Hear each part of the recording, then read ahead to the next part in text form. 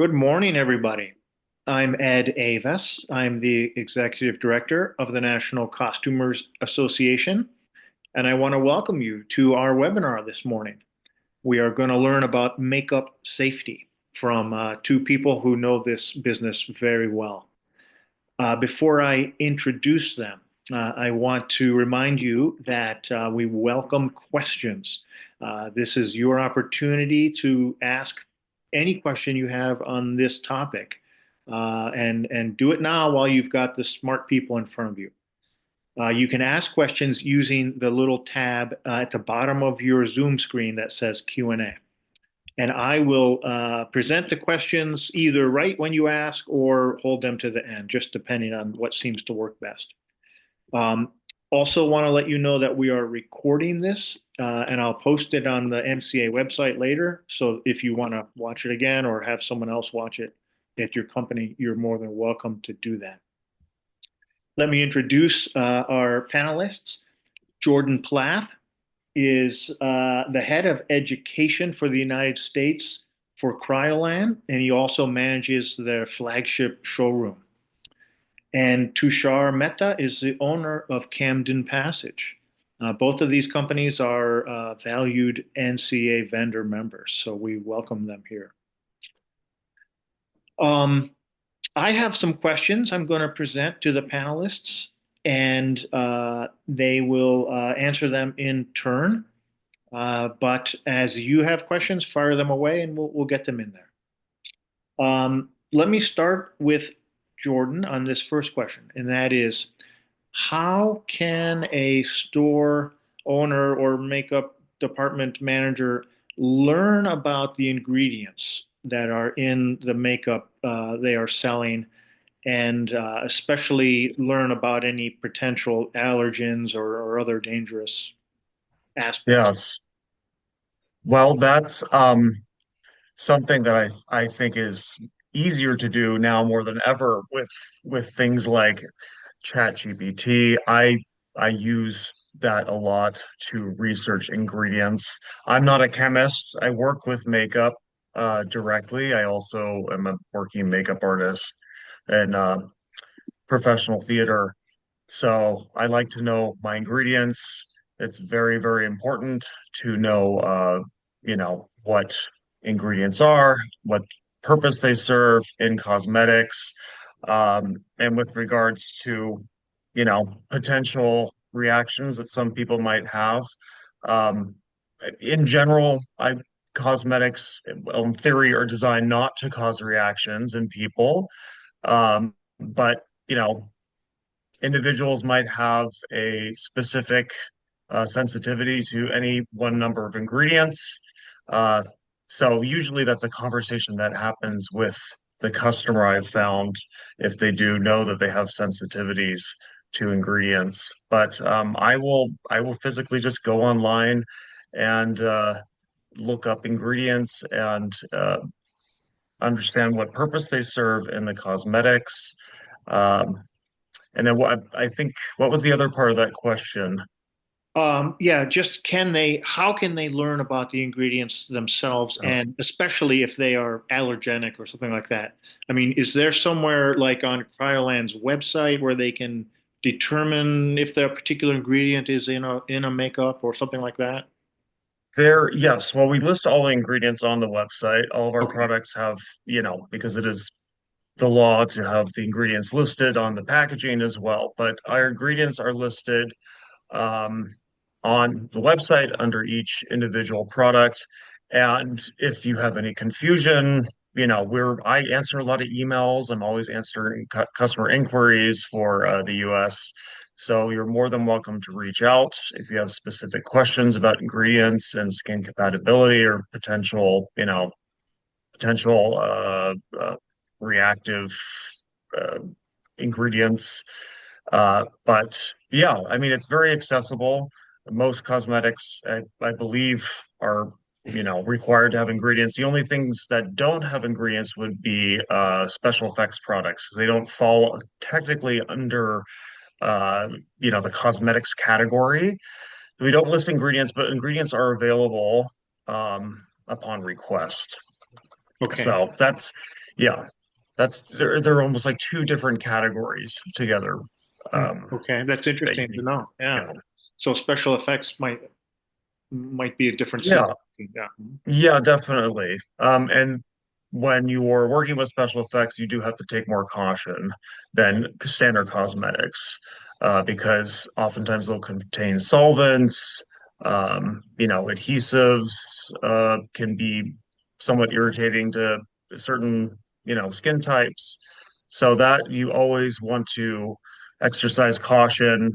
I always, if someone's a little unsure, we'll do like a little patch test if there's time to determine whether it causes a reaction.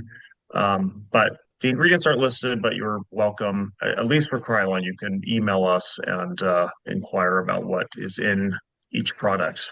Okay. Great. Thanks, Jordan.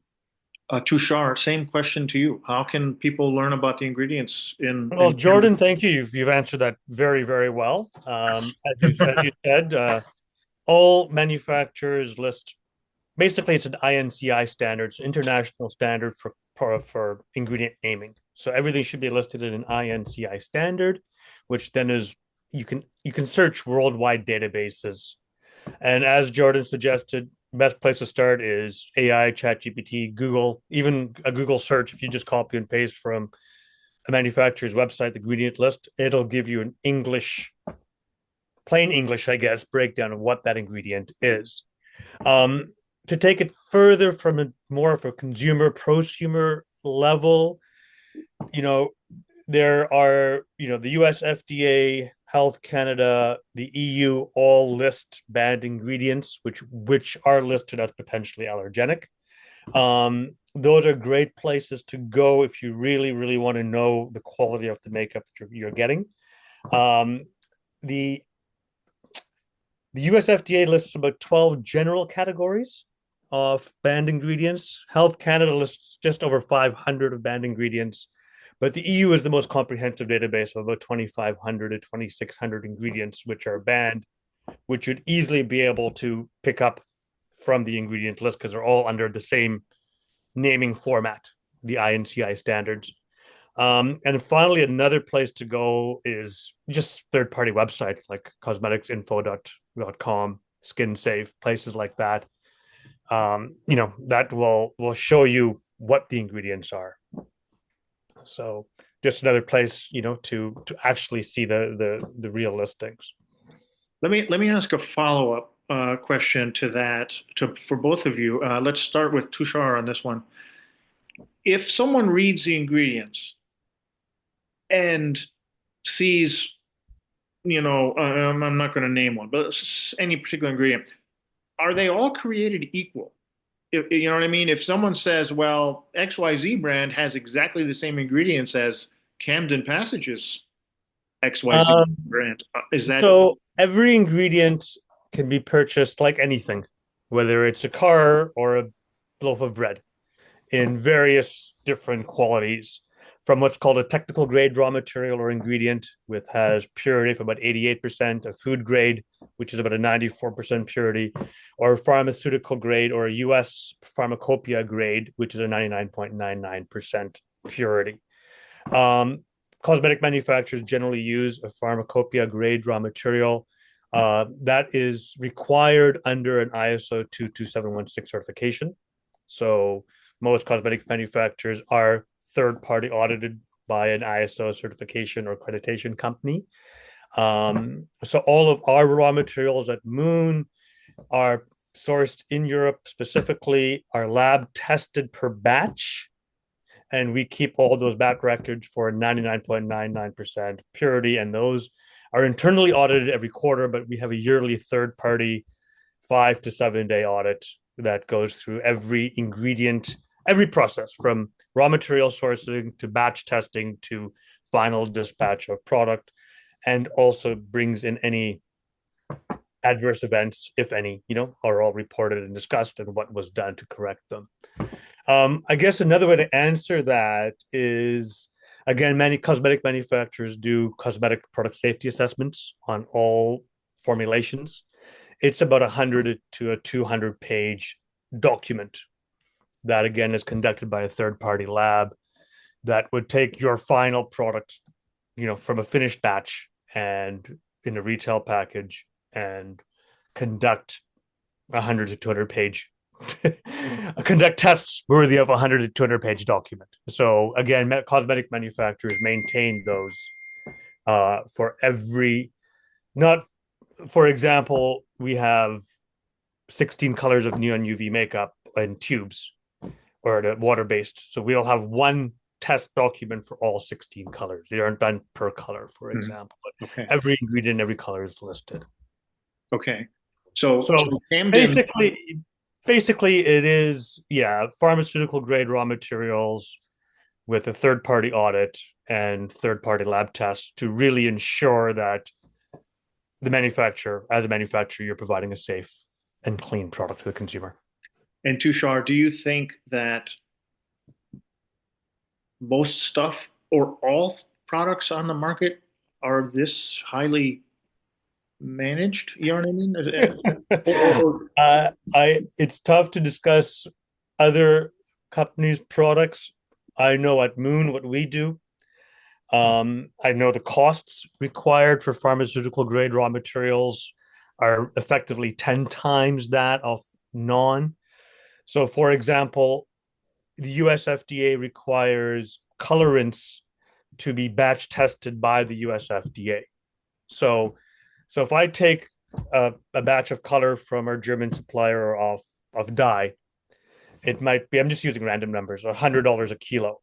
The moment I say, well, I need this US FDA batch tested, well, they take from that batch a sample of product, ship it to the US FDA. The US FDA tests that product, approves it, and says, how many kilos or tons are you selling? And then we pay not only for the test at the US FDA rates, which are not cheap, but also per ton or per kilogram of raw material, we pay a rate that goes back to the US FDA for that batch test.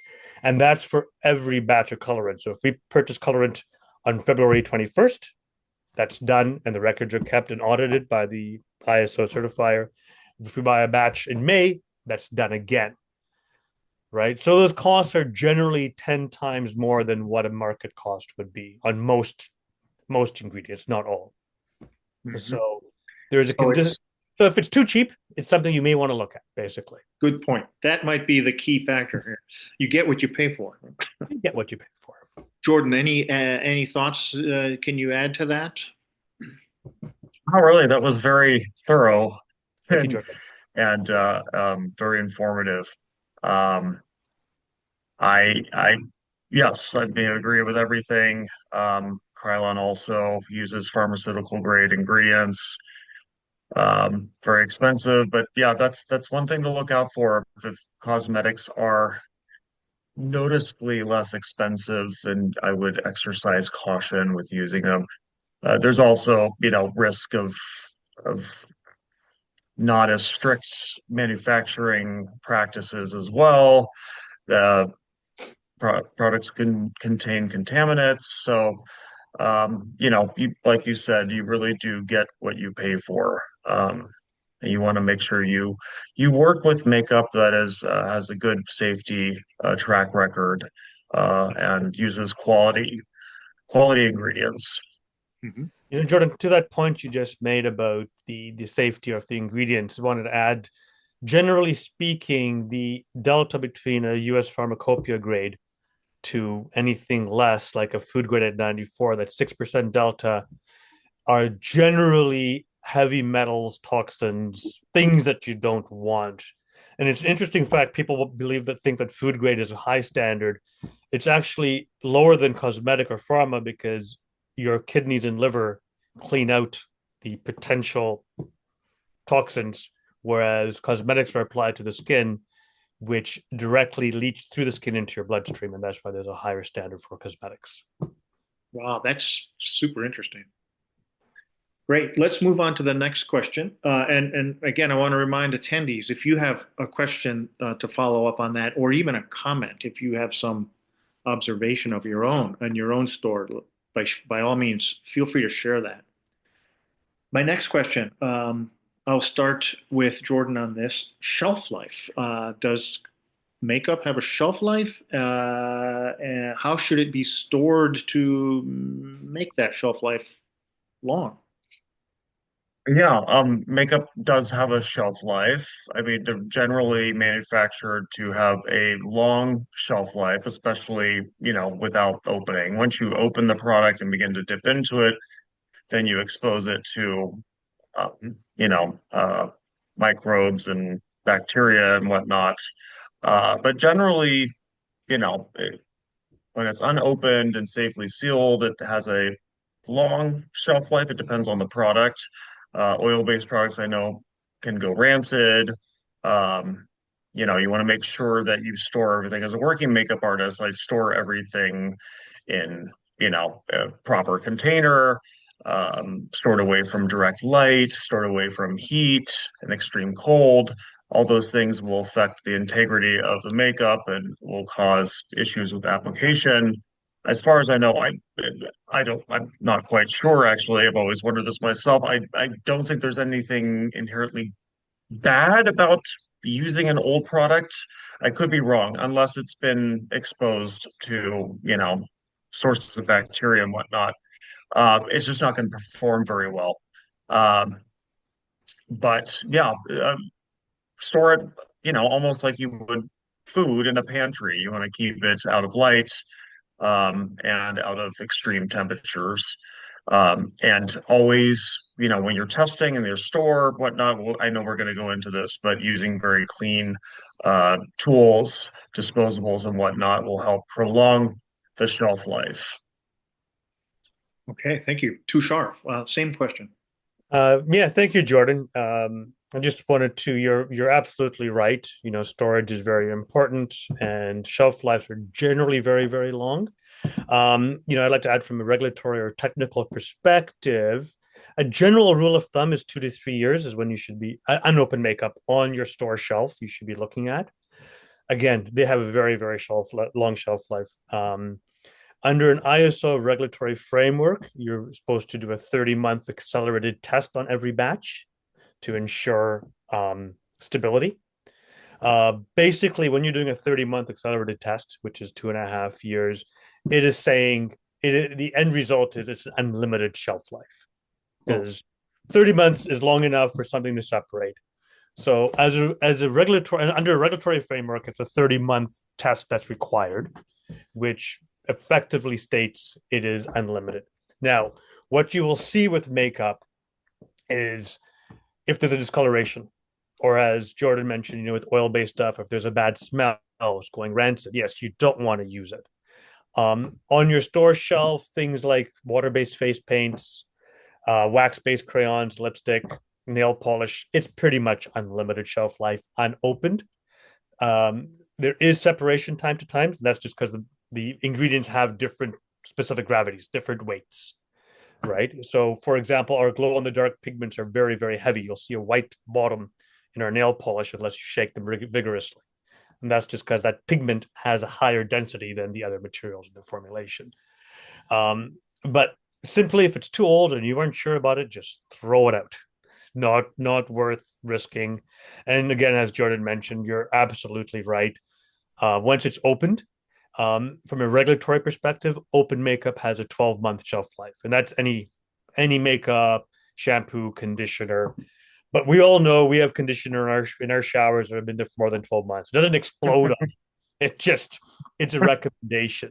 Now, if you had a water-based cake pot of makeup that you're dipping fingers in it to use, as Jordan said, you're exposing it to microbes and bacteria. You may want to get rid of it sooner than you would be the conditioner you squirt a pump out, or you pump a squirt out every now and then. So really, now, it's prudence on how you're using it after you've opened it. is there dating on packages? I mean, can someone know how long a thing has been since That it was is manufactured?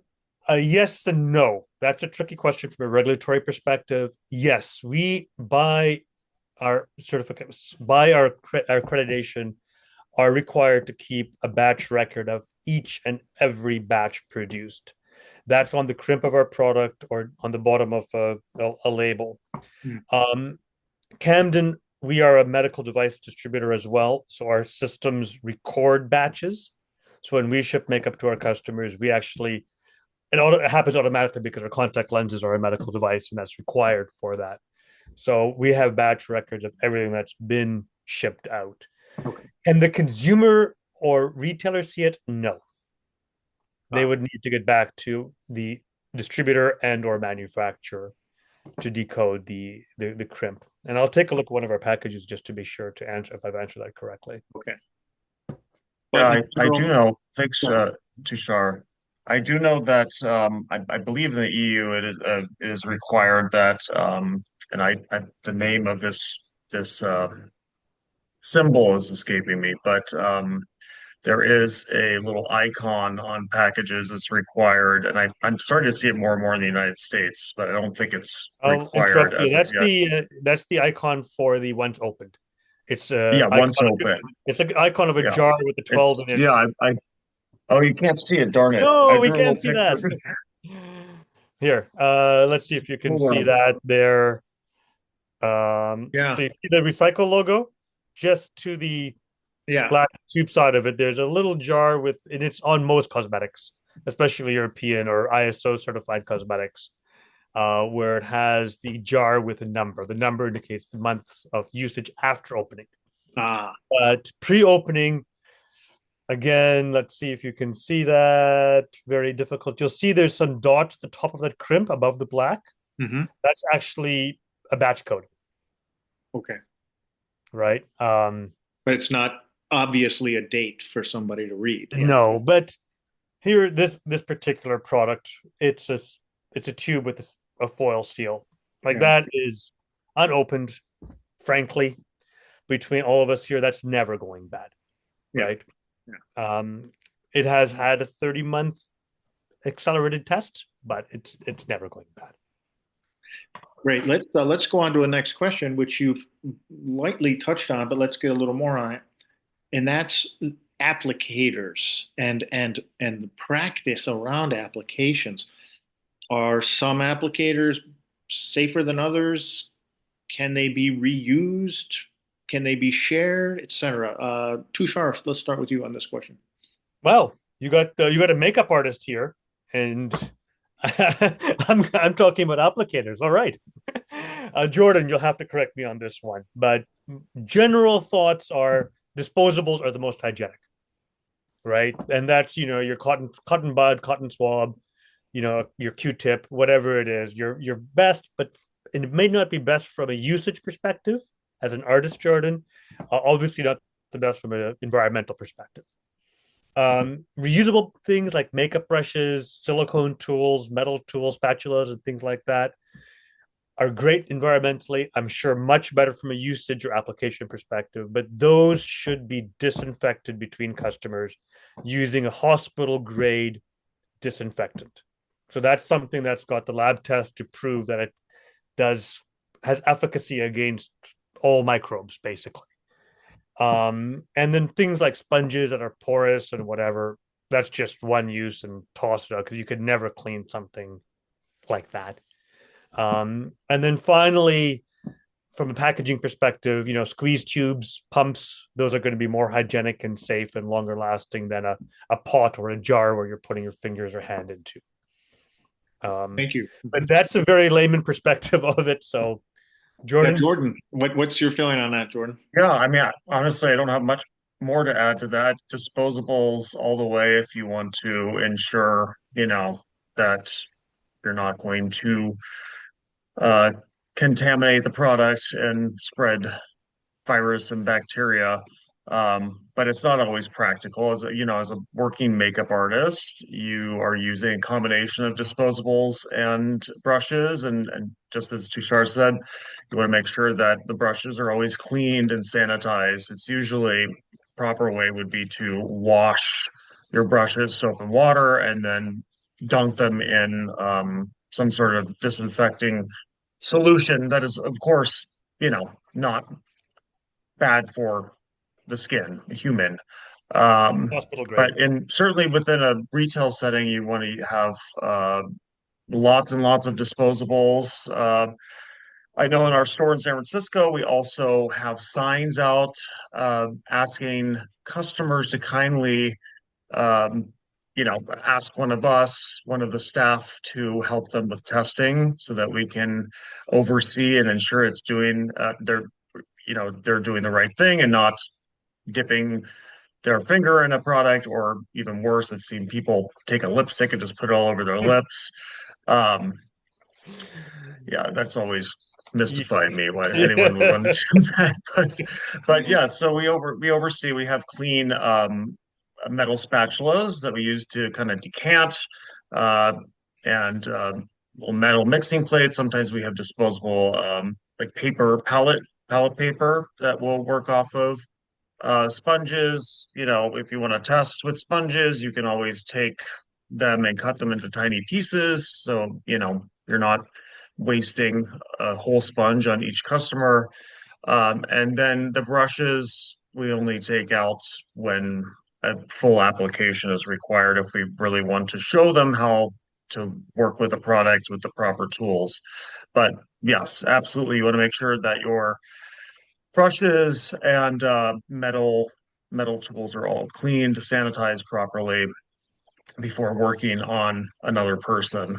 Um, so yeah, I don't know. I don't think there's anything else to add.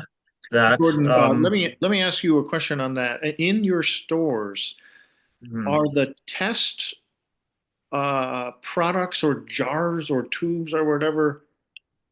I mean, are they open and available for use all day long, or how does that work? You know what I mean? Like if someone says, "Well, Yeah, I really want to try this, XYZ makeup," do you have one already open for them to use, and how do you keep that? yeah. There's testers out, and again, it's just a matter of really monitoring, which I know is not always practical if the store is busy. But having lids on things, we also have protective acrylic uh, um, covers for some of our testers, just as an extra barrier so people don't go sticking their fingers in. Uh, but also, you don't want to consistently keep your testers exposed to the elements, light and whatnot. Dust gets on them.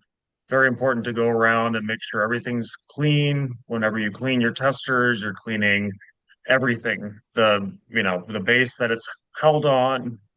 You want to clean the outside of the container. Um, Working in the industry and in the store, things like eyeshadows and whatnot can be a little tricky. The proper way to test them without risking contamination would be to take like a facial tissue and take the surface off and then kind of work off of that. If that didn't happen, if there was dipping right into it, you want to make sure that you use a clean applicator with each dip. Don't go in and double dip. If there is double dipping, uh, it's a little tricky, but what we do is we'll wipe the surface off and then we'll spray it with lightly with 70% alcohol. I don't think that 70% alcohol is effective at killing every single virus and microbe, but and correct me if I'm wrong, Tushar, but I think it is pretty effective at killing a lot of Actually, bacteria. 70% is the most effective. Yeah, Higher than that actually encapsulates the virus and makes it yeah. cell hard. But what you want is a product that's been tested. So there's about 7 to 12 lab tests that your sanitizer should have gone through to prove efficacy against all types of viruses. So we manufacture hospital grade sanitizer, so I'm aware of that bit of it. So Yeah. Jordan, so that I understand, and so that attendees understand, you're saying that if someone accidentally double dips, consequently maybe introducing some kind of germ into the product, then you wipe it off and spray the spray on it, huh? No, I mean that's I think pretty much the only thing you can do aside from just replacing the tester, Yeah. which is not always practical. Um, yeah, and then just keeping things that discourage people from self-testing. Like I said, if you can somehow get some sort of protective lid, we have, like I mentioned, acrylic clear kind of lids that go over our panels of, we have like these larger panels that have the testers on them, and then a lid goes on top of that. They can still see the product, but it's a barrier that they have to break through. Um, Sometimes, I've seen people aggressively test a product without supervision, and that's when we do take it off the floor and assess it. And there is always risk of contamination when you're working in the industry. It's just, working with multiple performers, actors, talent, and there's always a risk, but you do whatever you can to avoid cross-contamination. Fortunately, I've never experienced it myself, but I've heard horror stories about like on film set, pink eye breaking out and Hmm. closing down the production. Um, but in my experience working with clean brushes and tools, I worked for the San Francisco Opera, and each performer, chorister, and um, the the words escape me. The more important singers have their own makeup kit, so we're not sharing amongst multiple people, and that's a way to ensure that you're not going to cross contaminate. Now, makeup can still harbor bacteria that you've introduced from that person, even if you go back on and apply the same product to them. There's always a risk of bacteria spreading.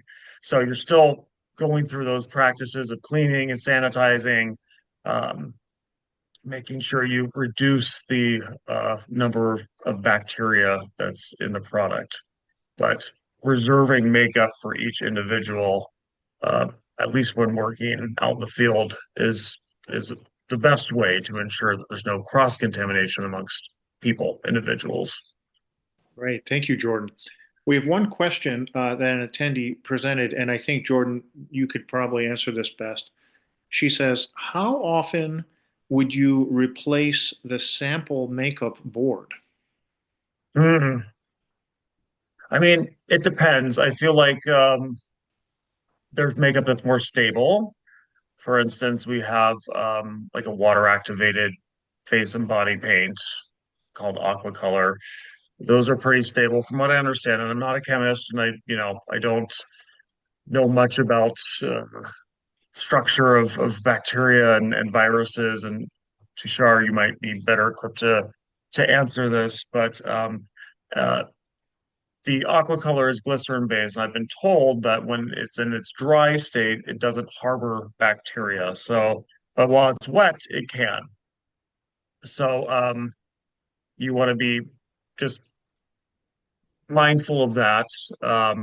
But those generally have a longer tester shelf life than something like an oil-based cream, which can also go rancid more quickly if exposed to heat and sunlight.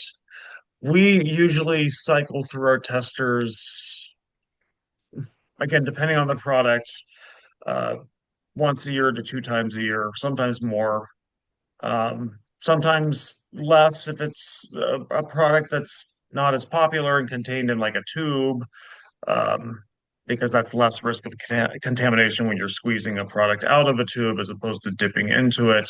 Those usually have a longer life when used as a tester. Thank But you. yeah, I don't know, Tushar, if you have anything to add in No, terms of.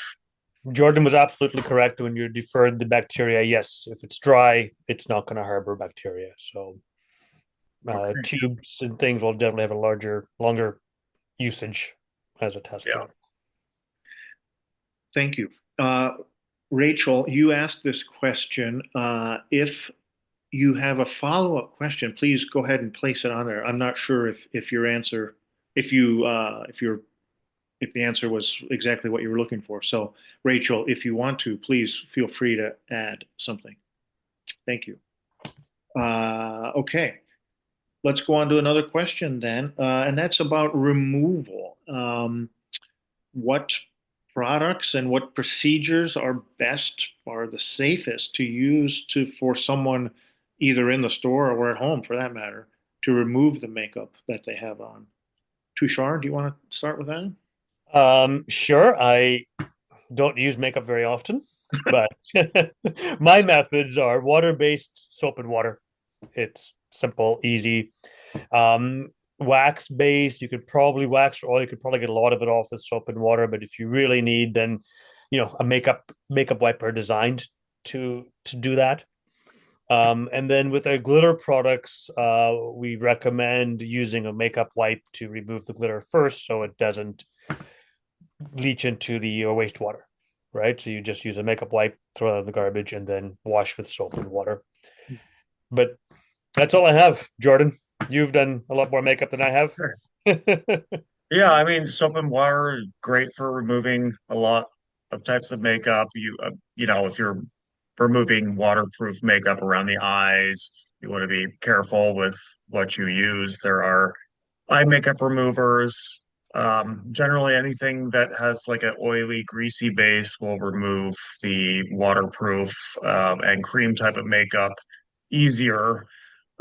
Some really, heavy cream types of makeup that have like a wax base and or even water resistant.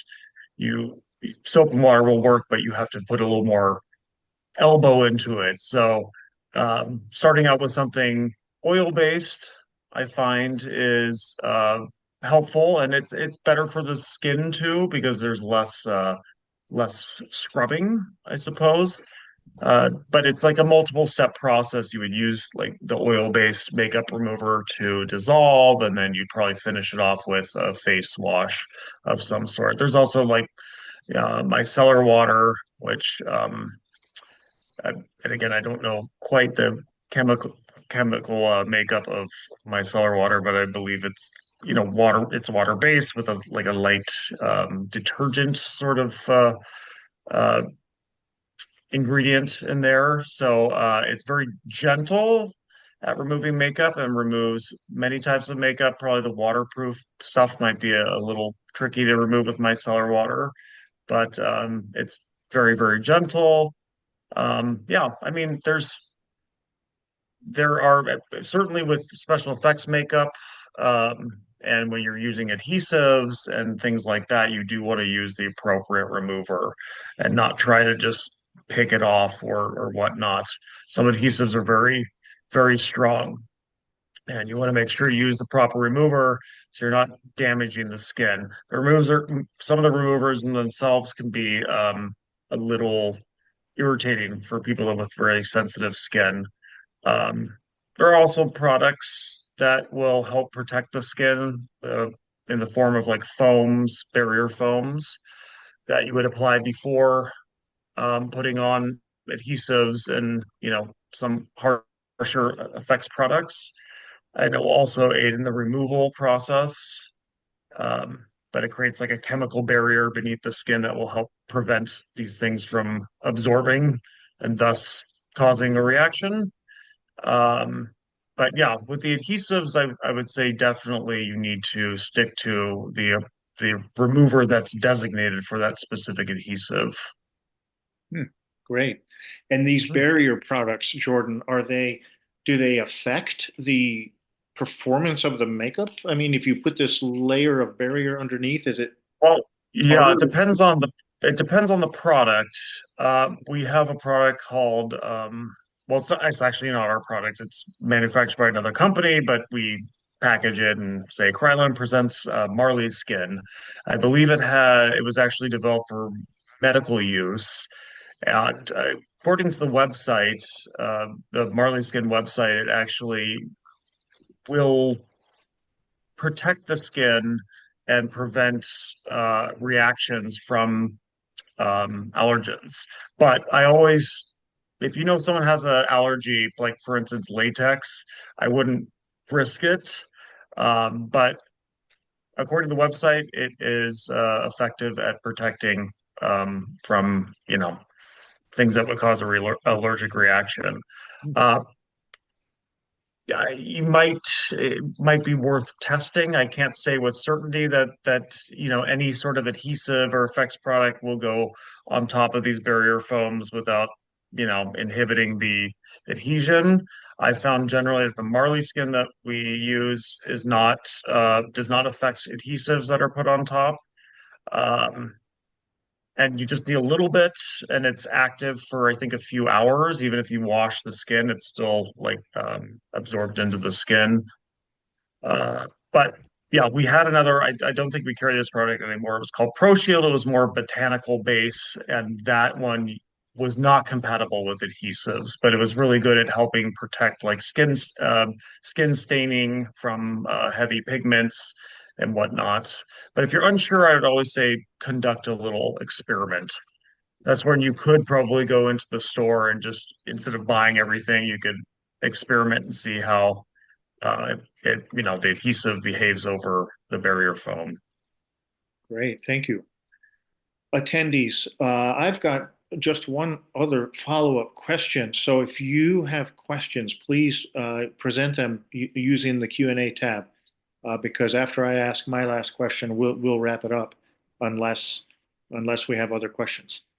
And my question is kind of a follow-up to the first question about knowing the ingredients. Uh, Someone in one of our recent meetings mentioned gluten. Gluten allergy is a serious thing, and this person mentioned apparently some makeup has gluten in it, and that causes a reaction. Are you aware of this? Is there some way to know if gluten exists in a product, or either of you? I've I don't know if the name listed on the packaging would necessarily say gluten. Right, Um, probably wouldn't, right? That's the scary but thing. yeah, Yeah. I know that's the thing. As far as I know, Kryolan products do not carry any gluten-based ingredients. But yeah, that's what I've been told. And I don't know exactly what to look out for if there is a gluten-based ingredient. Tushar, maybe you know more about that, or It's if if it's manufactured with like a wheat or grain derived ingredient, it would have gluten. Um, but the gluten in these products wouldn't be absorbed through the skin. That type of Mhm. thing Yeah. would just will rub off. So it should not cause a celiac related issue. But from unless they ingest it, right? Obviously, if they're applying. But again, I don't think any of our products are made with an ingredient that contained or derived from wheat, barley, rye, um, and most cosmetics aren't. But I can talk to our QA person in the factory to find out more and get an answer to you, Ed, on that because that would be a serious issue. But again, as far as I know, white gluten doesn't absorb through the skin, so it's not an issue. Okay. Not Related a, question. Nut oil. I mean, some people are very allergic to nuts, right? it would be a very similar answer, and again, that's something I wouldn't be able. Like again, very unlikely we're using anything with nut oil. Like I know our waxes are beeswax, but delving deep into the base of an ingredient would not be my expertise, but it's something that we could definitely look into.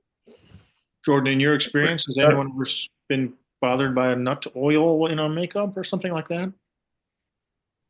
um, Not in my experience, but I do know that I think we have like a couple removers that have. I think I saw almond oil. I don't know, is almond botanically Yeah, a nut? Okay. yeah, almond Um, oil, but they're yeah, mostly in but it shampoos and a little bit in makeup. yeah, You know, yeah, we have I think that there's a remover that has almond oil in it, but it very clearly states sweet almond oil on the ingredients. Hmm. So it's easy to look out for. It's not hidden in some scientific name.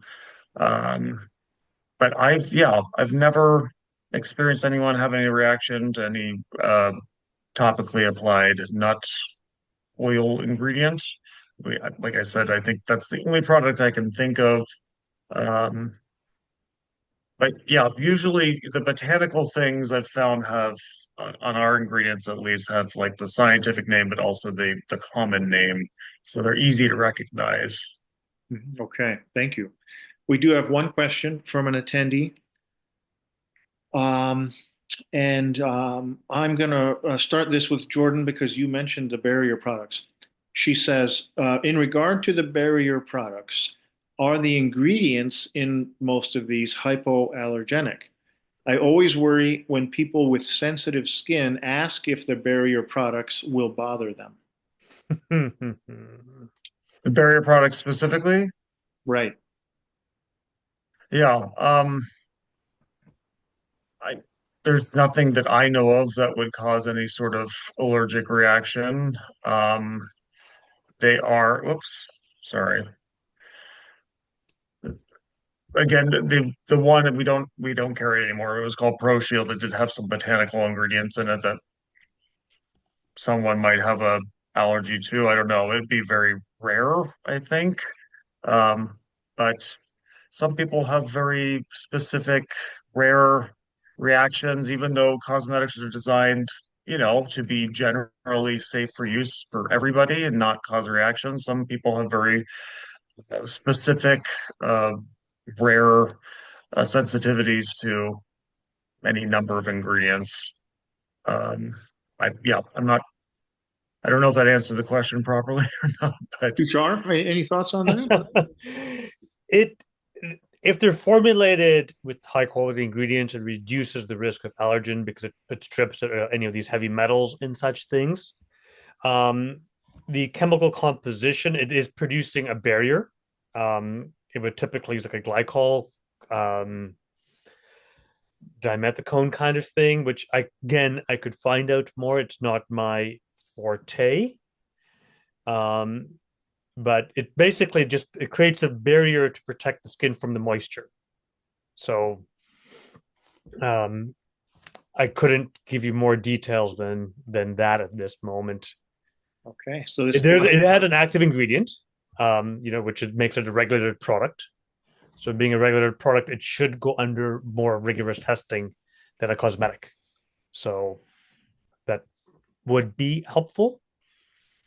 Uh, but yeah, I couldn't answer anything more than that. okay. Great. I don't think we have any other questions. Attendees, we'll give you 30 seconds here if you have another question you want to throw up on the Q&A tab. But otherwise, let me say thank you to Jordan and to Shar. The information you provided was wonderful. Really hit our questions perfectly, and I appreciate that. And attendees, let me remind you, I've recorded this and we'll post it later. And in fact, I think I'll do a little summary of the key points in an article in the newsletter, so you can read it if you don't want to watch it again. So great, thank you so much, both of you. I yes, really thank appreciate you. your time. Thank you, Ed, and thank you all the NCA members. I appreciate the opportunity to present. Thank you. Take care. Yes. Bye. Bye bye. Bye for now. Thanks. Bye.